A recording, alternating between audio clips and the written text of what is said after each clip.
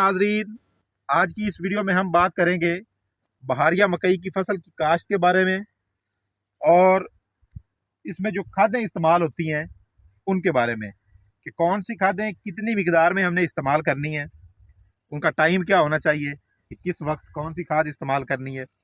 इसकी पूरी हम आज तफसील आपके साथ शेयर करेंगे। जी, सबसे पहले ज़मीन की तैयारी की बात करते हैं। तैयारी के वक्त आपने 1.5 से 2 बोरी DAP और इसके साथ आपने 1 बोरी SOP पोटाश की डालनी है, या आप क्या करें 8 किलोग्राम ह्यूमिक एसिड जो दानेदार है वो भी आप इस्तेमाल कर सकते हैं।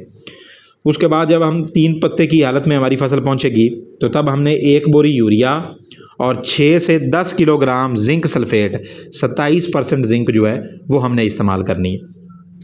उसके बाद जब आपकी फसल आ जाएगी जी 6 पत्तों पे, तो तब हमने 1 बोरी यूरिया और इसके साथ सल्फ़र हमने डालना है लाजमी।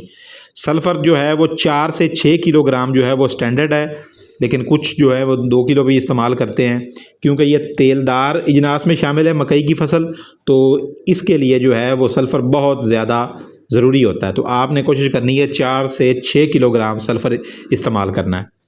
उसके बाद जी स्टेज आएगी जब हमारी फसल जो है वो 10 पत्तों पे पहुंच जाएगी, तो तब हमने 1 बोरी यूरिया इस्तेमाल करनी है।